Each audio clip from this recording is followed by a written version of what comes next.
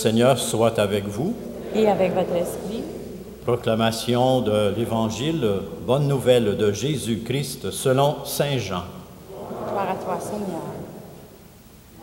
Nul n'est monté au ciel, sinon celui qui est descendu du ciel, le Fils de l'homme. De même que le serpent de bronze fut élevé par Moïse dans le désert, ainsi faut-il que le Fils de l'homme soit élevé, afin que tout homme qui croit obtienne par lui la vie éternelle. Car Dieu a tant aimé le monde qu'il a donné son Fils unique.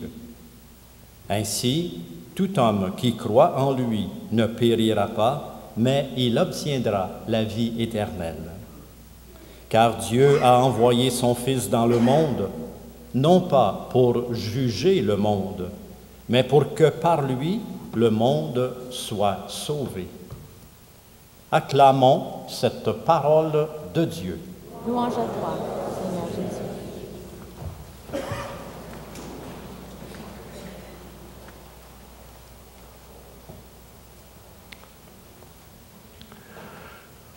Aujourd'hui, la liturgie nous permet en ce dimanche de célébrer une fête régulière pendant l'année, mais comme c'est à date fixe, c'est plutôt rare, à tous les 6 ou 7 ans, 5 ou 6 ans, que nous pouvons la célébrer un dimanche.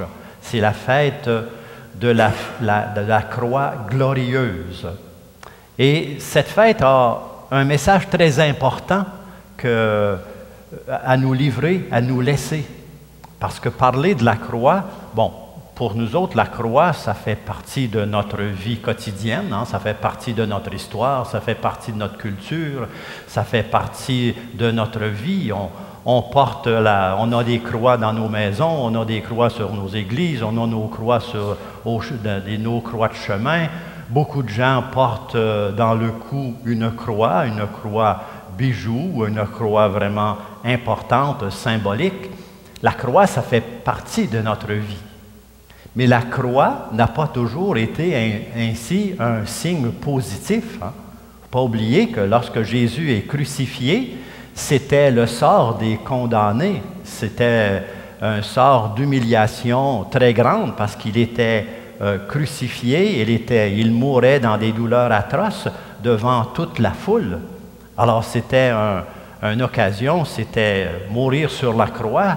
En plus de la souffrance, c'était toute la souffrance intérieure, la honte intérieure, l'humiliation intérieure.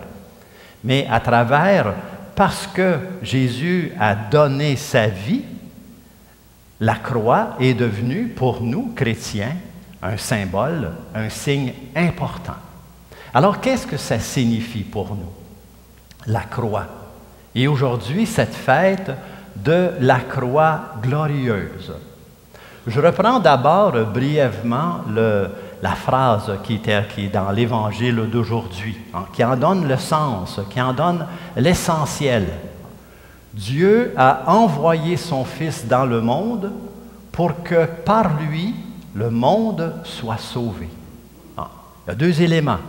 Dieu a envoyé son Fils dans le monde, dans notre monde, pour que par Jésus, par le Fils, le monde soit sauvé. Qu'est-ce que ça signifie être sauvé aujourd'hui? Qu'est-ce que ça signifie pour nous autres aujourd'hui être sauvés? Quand on regarde dans la Bible, on s'aperçoit que ça fait d'abord référence à l'action de Dieu. C'est Dieu qui prend l'initiative de venir dans notre monde pour nous apporter une parole, une présence, pour nous révéler une parole, une présence, un amour capable de nous venir en aide à chacun d'entre nous. Et la croix en est un symbole, un signe puissant. Je voudrais faire une petite parenthèse sur un peu l'historique, comment c'est né cette fête de la croix glorieuse. Et ensuite, on regardera plus profondément un peu qu'est-ce que ça signifie. La croix glorieuse, la fête elle-même, est apparue au 4e siècle dans l'Église. Alors, on sait très bien que dans les premiers siècles de l'Église, il y a eu beaucoup de persécutions. C'était une religion qui était bannie. Les chrétiens devaient se cacher pour se rassembler, pour célébrer l'Eucharistie, pour prier ensemble. Il y a eu beaucoup de persécutions par l'Empire romain. Alors, au début du IVe siècle, arrive un empereur qui s'appelle Constantin et qui se convertit au catholicisme à cause de l'influence de sa mère, qui elle-même était chrétienne. Par la prière, Sainte Hélène, par sa prière, par son influence, par son exemple, son fils se convertit et il est empereur. Alors, évidemment, cela a beaucoup d'influence. Et voilà que, la religion chrétienne est reconnue et les chrétiens peuvent pratiquer en public. Et Sainte Hélène, la mère de Constantin, se rend en pèlerinage à Jérusalem pour essayer de retrouver les lieux saints et pour restaurer en partie certains lieux saints. Parce que, évidemment, tous ces endroits, ces lieux où Jésus avait vécu la crucifixion, le calvaire, parce que c'était un temps de persécution dans les trois premiers siècles, ces lieux n'ont pas été conservés. On avait bâti des temples païens, etc., etc. Et à la suite d'un miracle, Sainte Hélène réussit. Le calvaire, c'était une petite montagne, on le savait, on savait où c'était. Mais à la suite d'un miracle, elle réussit à localiser le lieu où les croix avaient été plantées sur le calvaire, les croix de Jésus. Et voilà que, on bâtit une église, on restaure. Et à la suite de ces événements, on institue dans l'église une fête qu'on appelle la croix glorieuse. Vous savez, la croix, quand on en parle, c'est pas simplement de se rappeler, de se rappeler un événement, c'est beaucoup plus que juste en faire mémoire. C'est essayer de retrouver comment la croix, comment la présence, cet événement qu'a vécu Jésus, comment ça vient prendre place dans notre vie. Et qu'est-ce que ça peut nous apporter? Qu'est-ce que ça fait? Comment on entre dans cette situation, dans cet événement qu'on appelle le salut apporté par Dieu?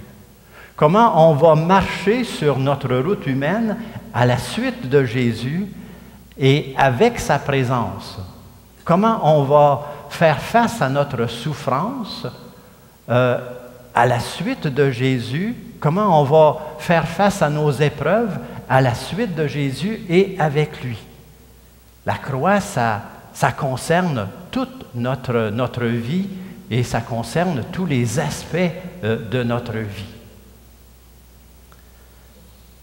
Et la croix, quand on a cette fête qu'on appelle la croix glorieuse, nous invite ou nous rappelle quelque chose de très important. Alors, je reviens à l'écran. Notre texte, on l'a toujours en tête. Dieu a envoyé son Fils dans le monde pour que par lui, le monde soit sauvé. L'élément de ce mot « sauver », souvent, on va l'associer comme si ça concernait uniquement nos péchés, le mal, le pardon. Mais c'est beaucoup plus large que ça. Être sauvé, c'est tout cet aspect d'être capable, avec Dieu, de relever tous les défis de notre vie. Oui, le pardon de Dieu pour nos fautes. Oui, être capable de faire face au mal, mais aussi tout cet aspect que dans son amour, dans le don qu'il nous fait, Dieu nous ouvre à la vie et à la vie en plénitude, comme redit les évangiles. Alors, vous voyez à côté la petite croix qu'on a mise sur les écrans. Je vous la ramène en plus gros un peu pour qu'on la voie un peu plus. Ce qu'on appelle la croix glorieuse. Nos croix d'aujourd'hui, certaines de nos croix, parce qu'il y a beaucoup de représentations, certaines de nos croix aujourd'hui sont différentes. Si on regarde le grand crucifix qu'on a ici, c'est différent. Pourquoi on l'appelle la croix glorieuse? Ça, c'est une croix qui a été demandé, c'est un sculpteur français qui l'avait fait, et ça date de très loin parce que c'est le père de Montfort, au 18e siècle, qui avait demandé à un sculpteur de faire une croix sous cette représentation-là parce qu'il voulait la laisser dans une paroisse où il avait fait la mission. Qu'est-ce qu'il y a de particulier?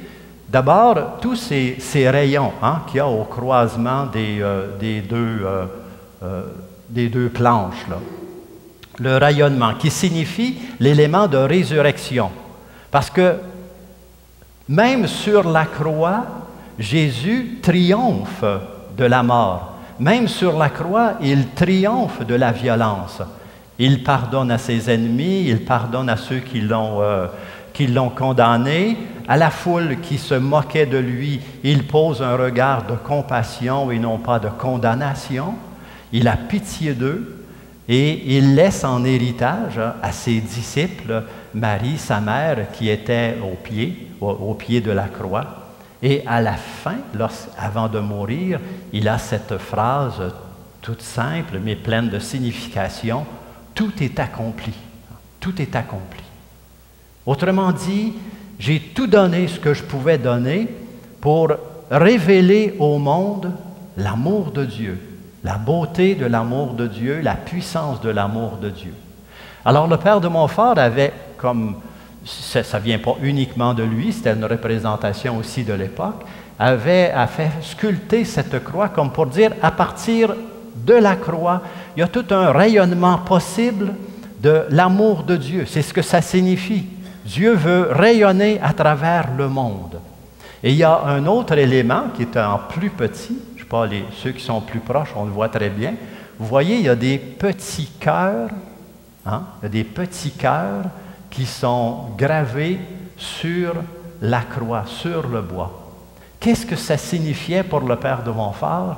Ça voulait dire, dans quelque sorte, que dans cet amour que Dieu veut nous révéler, il y a de la place pour chacun d'entre nous. Il y a de la place pour chacun d'entre nous. On fait partie de ce grand mystère qu'on appelle le mystère du salut, la révélation de l'amour de Dieu. On est pris, on est accueilli dans cet amour infini de Dieu pour chacun d'entre nous. Sur la croix, ces petits cœurs, c'est comme la représentation de chacun d'entre nous, de chacune d'entre nous, parce que Dieu veut nous rejoindre dans notre vie, dans nos situations. Dieu veut nous rejoindre et nous révéler et intervenir en notre faveur selon nos besoins.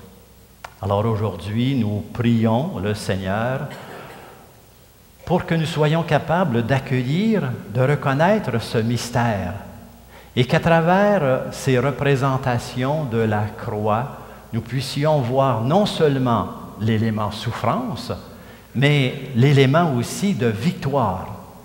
Jésus a vaincu la mort. Jésus a vaincu le mal, le péché, par son pardon, par sa compassion pour les autres, par le don de sa vie. Et nous sommes invités, comme croyants, comme chrétiens et chrétiennes, à marcher à sa suite.